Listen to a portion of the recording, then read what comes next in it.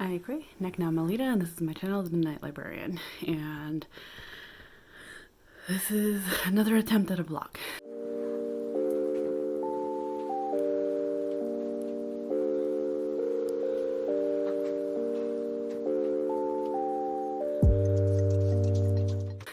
We are in a different location. This is my living room. I'm talking quieter than usual because everyone in my family, I believe, is asleep right now. I don't want to wake anyone up. I don't typically like filming in front of anybody, so hence why I'm trying to keep quiet. Ultimately, though, the whole point of this vlog is to vlog for the tarot readathon. I thought it might be fun, a good opportunity, so that's what I'm doing. It's the nearly minutes away from the end of day one. I spent most of the day today getting through current reads that I had hoped to have done before midnight last night, and that didn't happen.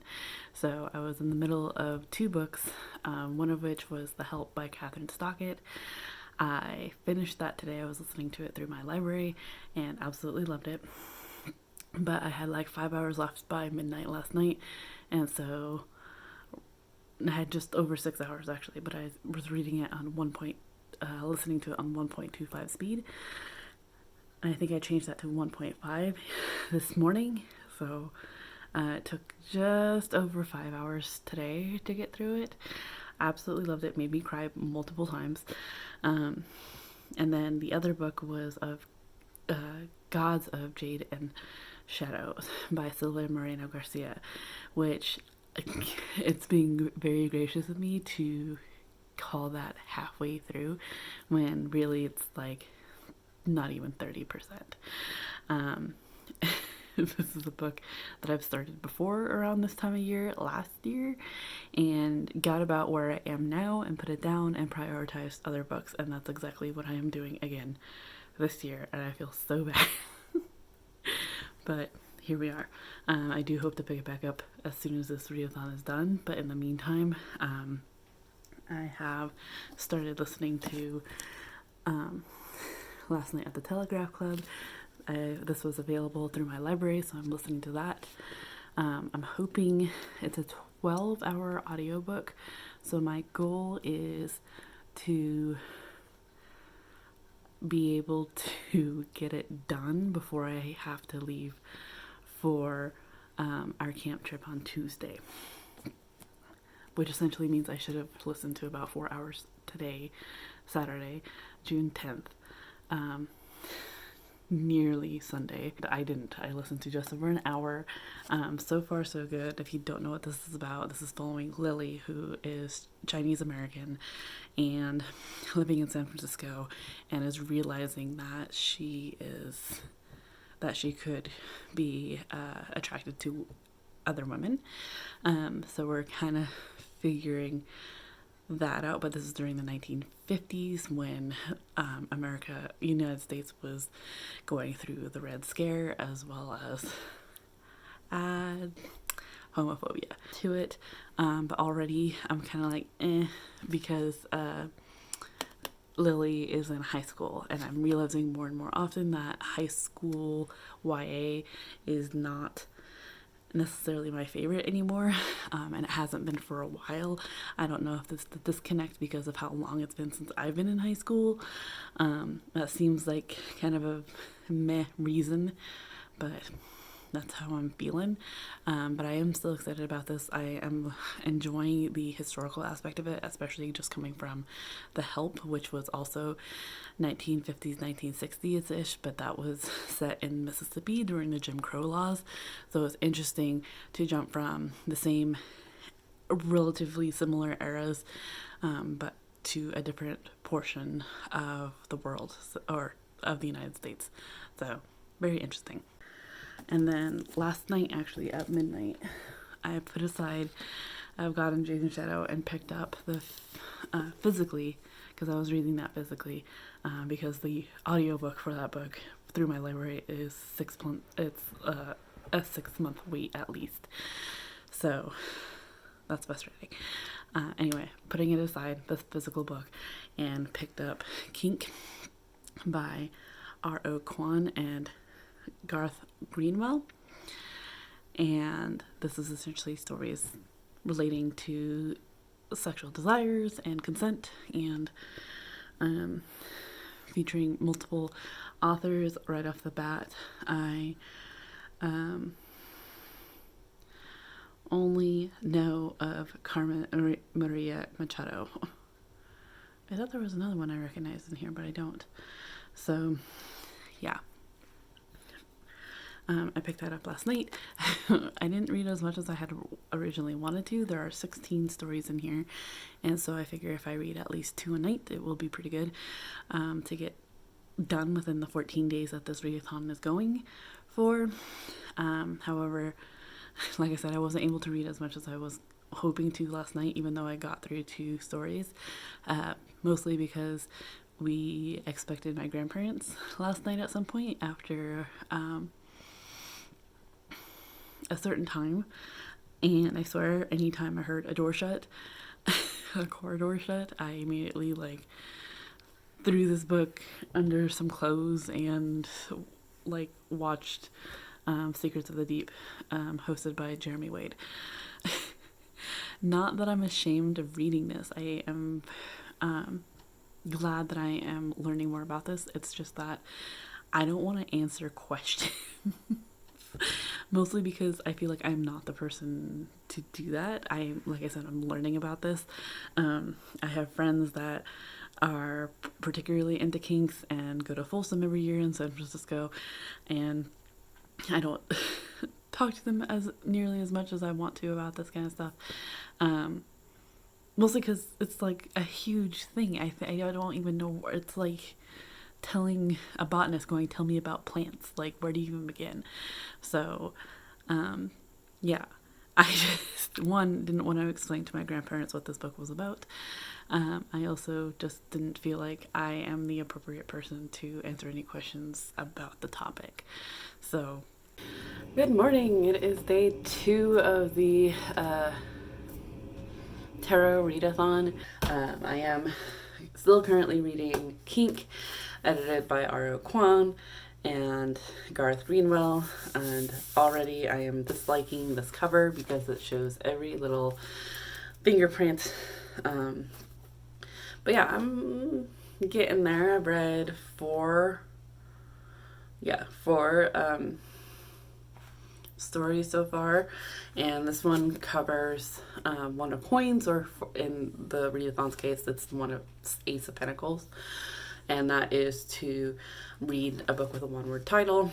Start physically reading last night at the Telegraph Club. I am going to try to read this audibly too, but I'm going to refer back to the book as often as I can, because there is a timeline in here that I think would, there's a physical timeline that I showed you last night that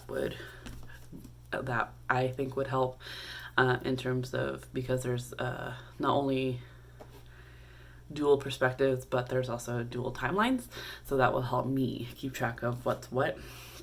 But I think knowing what's coming next, I'll go ahead and continue on with the library audiobook, just so that I'm just aware that I can read it during the day, because I do get through audiobooks a lot quicker, obviously.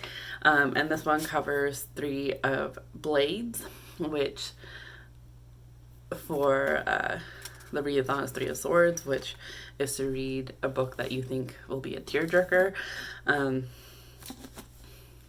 1950s, Red Scare, homophobia. I think, yeah. So that's right. I did read a little bit more of it last night and really enjoyed it. So yeah, I just wanted to give you that update.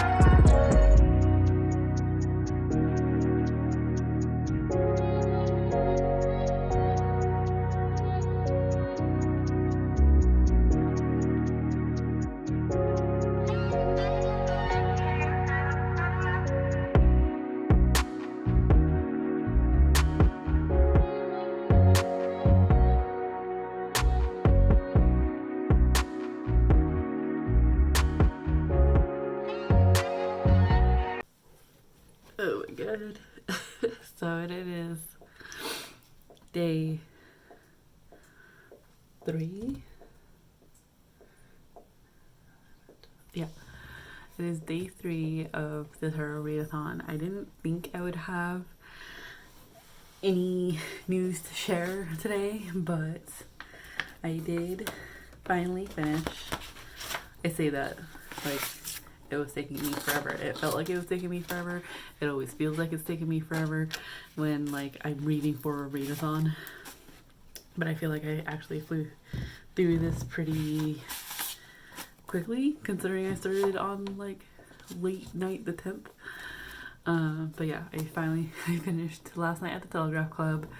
It perfectly fit for this prompt of 3 of blades, which I'm glad I looked that up because I almost put it as the wrong prompt.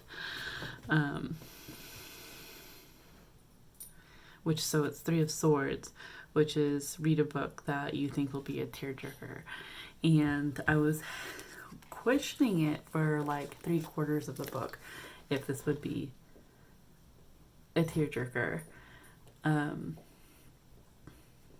Just because I wasn't sure how I was going to feel about it, and then about 3/4 of the way through, like, oh no, because for some reason it's almost like I know this was during like the 1950s, and I know there was like turmoil, but it didn't read too much like the 1950s to me. I don't know why. Maybe it's that like disconnect or that weird association that like 1950s is like sepia toned, or like for some reason everyone in the 1950s has southern accents for some reason. I don't know why, and maybe it's because I'm coming up like started reading this book after reading The Help. I'm not sure, but it didn't like it didn't feel like the 1950s for some reason. Not that I would know what the 1950s would feel like, because way beyond my lifetime. Not way beyond. Apologize to anyone who is watching this. That may be, I don't know. But I'm just saying, like it felt very relevant and present. Like, not that it wouldn't be relevant if it did feel like it was from the 1950s. It was just that it wasn't until certain aspects. So it wasn't until like it wasn't until like the timelines or the chapter titles of when Malinda Lowe pointed out going 1954 or 1930s, that it would remind me of when we were, aside from like, because even the fashion, like it went over my head. There was a couple things I had to look up, and I'm just like, okay. But towards like last quarter of it made me feel like I was more present in the 1950s. But otherwise it's like, the racism, the slurs, the homophobia, unfortunately didn't seem too far-fetched even for today. It wasn't until the club raid that I was like, oh, okay. And the occasional talk of technology, of when we'll send someone to the moon, or the occasional talk of like sexism of women don't fly.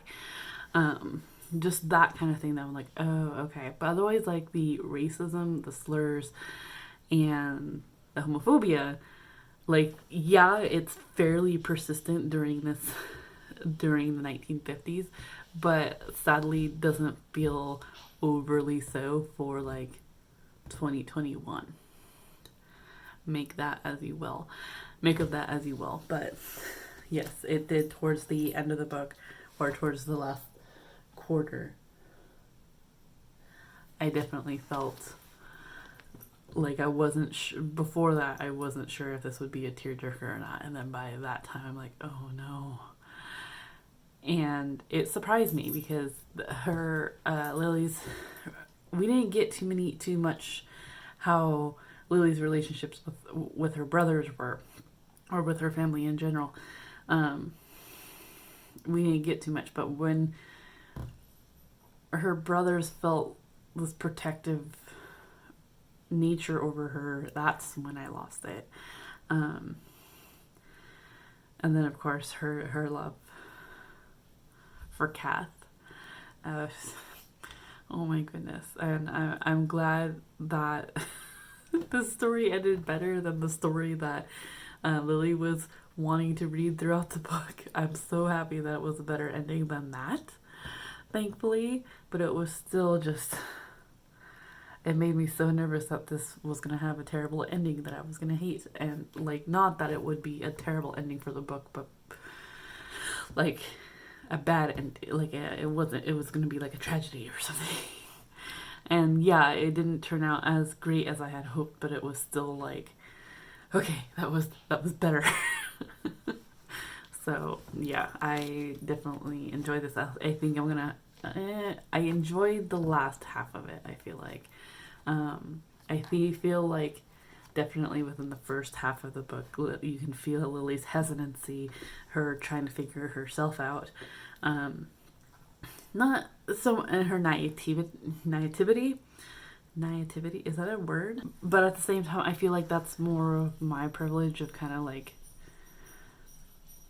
of not having to go through, not questioning or second guessing myself so much to, in that particular position, I wasn't to have that privilege of, one, being born when I was born.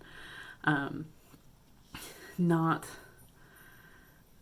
I don't know, it's hard to explain. Like, I feel like there was, like, Lily was fairly naive, and like there was this unknown aspect as she's trying to figure it out, which was fine, but it wasn't as I didn't connect to it very well, as I did towards the second half of the book, where she was definitely starting to find herself. And I loved the growth in here, her confidence. It was lovely. Ultimately, I think I'll end up giving this a 4 out of 5 stars, is what I'm thinking. But yeah, that's my first book down for the Tarot Readathon. I'm still reading Kink. So there's not much I can I've been slowly reading it. I read a little bit this morning. It's kind of a slow night tonight in terms of my mom and my brother are watching a movie series or something, or a TV series. And Brad has already headed out to our campsite this morning. I am a little tired because I actually got up before him and made him, his dad, and the friend that's coming with us, or went with him, and his daughter some cinnamon rolls for their trip. Not that it was complicated, it was just like the already in the can, I just have to pop it open and put it in the oven.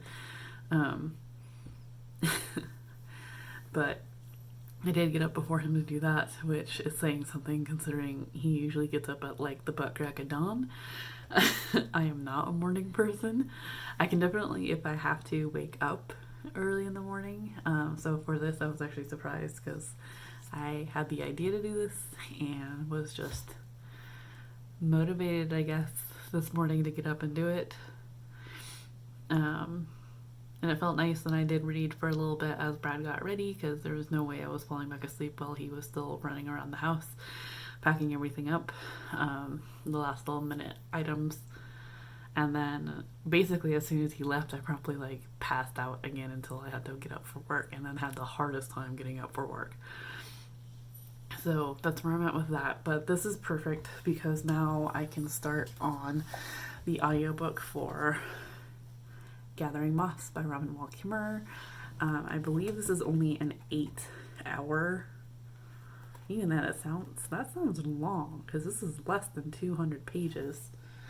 I was gonna check, but you were on my cell phone, so let's see. Let me see if I can go to.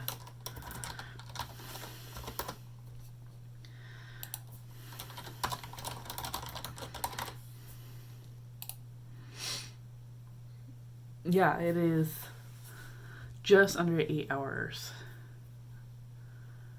So, and I listened to last night at the Telegraph Club at 1.5 speed towards the end. Was constantly picking it up to physically read it too, because I was hoping to get it done before I had to leave tomorrow. So this is perfect, because then tomorrow, since I'm at home most of the day until I have to leave for camp, I can listen to Gathering Moss. But I'm thinking I'm going to pull another card. And the reason I say that is because Gathering Moss is the last audiobook I can find for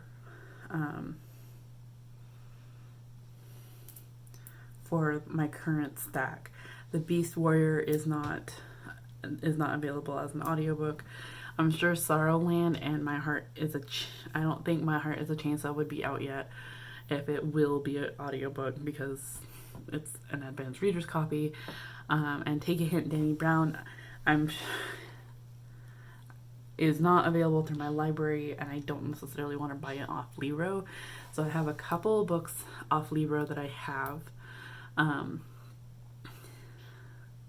that if I can fit a prompt, if I can fit one of the, I think I have two, if I can fit one of those two into this prompt, that'd be great. Otherwise, I will have to find a library book, preferably one that I physically own, to be my next audiobook, because if I have this, because Gathering Moss is only 8 hours and I listen to it on 1.5 speed, and with a 2.5 hour trip, car ride, I can get it done by tomorrow, I'm sure.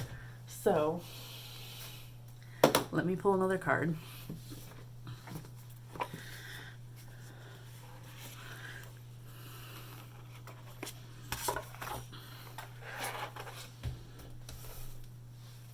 And we'll find out what I will be reading after Gathering Moss.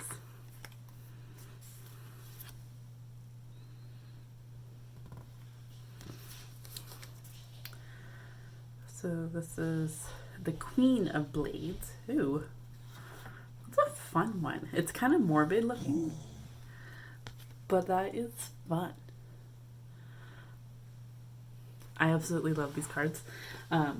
You don't know, I think I've put it in my TBR, my July TBR, or for the Tarot Readathon TBR, but this is the Antique Anatomy Tarot deck by Claire Goodchild. So, if you're interested. But, Queen of Blades, what is that? So it'd be the Queen of Swords. Okay, so it's read a book with a queendom or a matriarchy. This sounds like a fantasy. And immediately I know off the bat that Libro FM, the books I currently have on there, aren't going to be the ones to fit this one.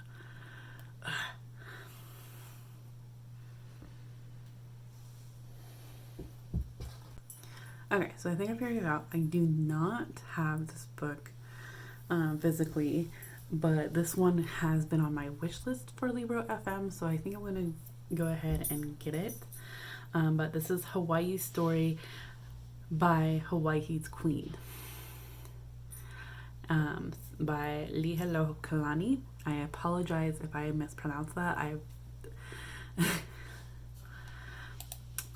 Liliuokalani. I again apologize.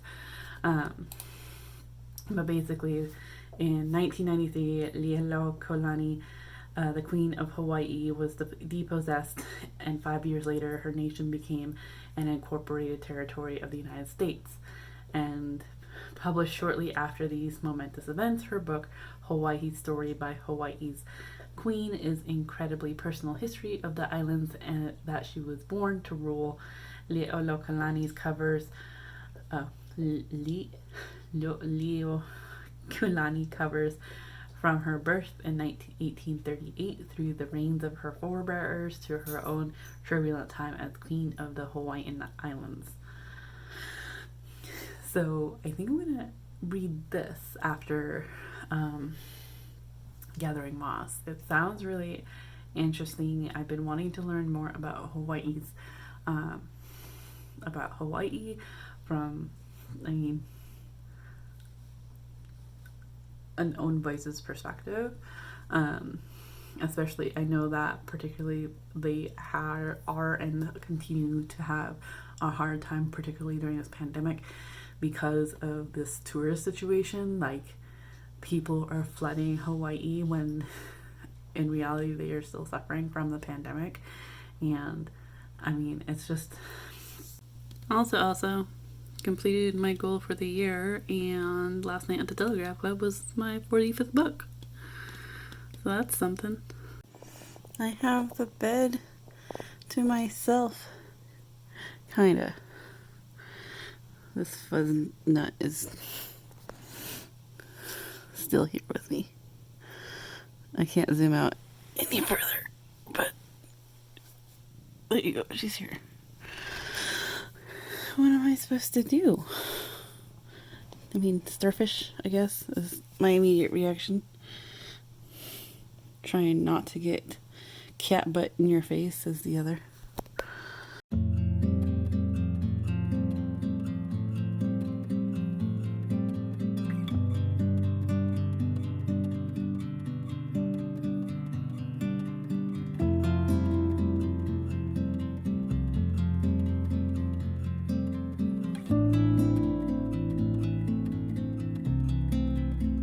Okay, it is day 4, I think, of the tarot readathon. I am running late. I was supposed to leave to go camping an hour ago, and of course the one day that I was hoping to kind of take off work early, we ended up getting kind of a slew of requests, and of course ones that challenged my knowledge, so that was great. I'm just trying to get last minute things together. I think at this point it's making sure that my cat's all set up so that she's okay while I'm gone, and getting Goose all packed away. I think that's it. I have the Beast Warrior in my bag and Sorrowland in my bag and Kink in my bag, in a different bag. So I plan on reading those. I have started listening to Gathering Moss by Robin Wall Kimmerer.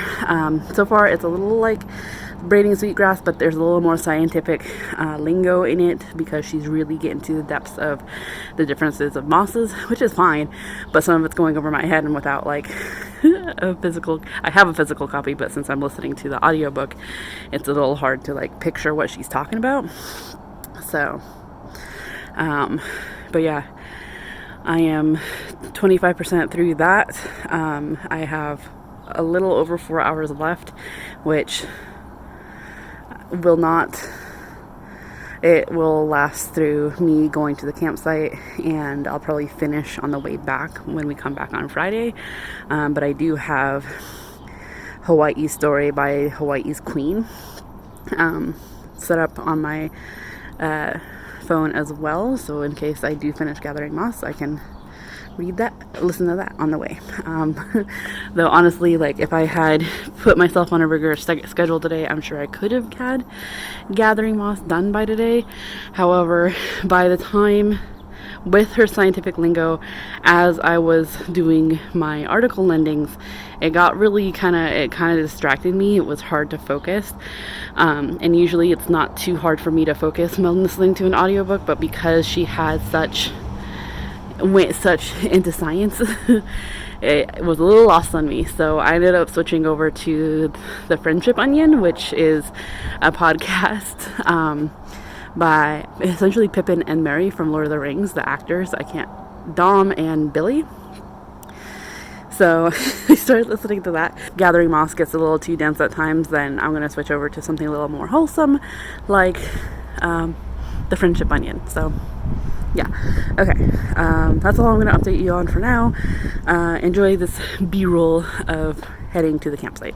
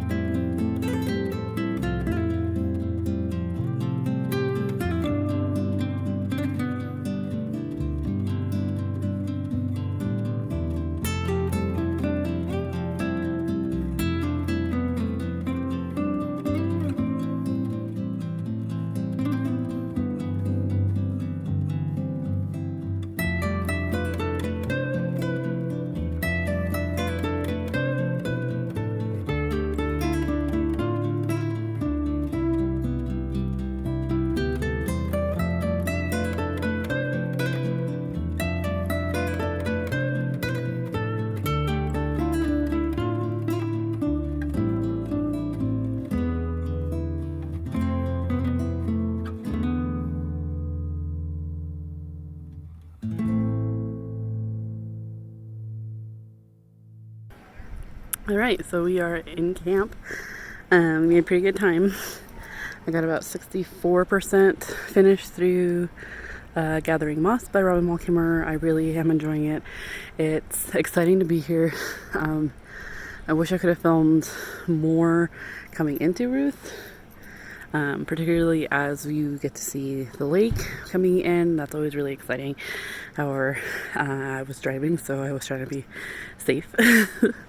I already had to change. It's 8 o'clock about, and it's still 80 degrees, which is still pretty hot, warmish than what I'm used to. So I did not want any sleeves.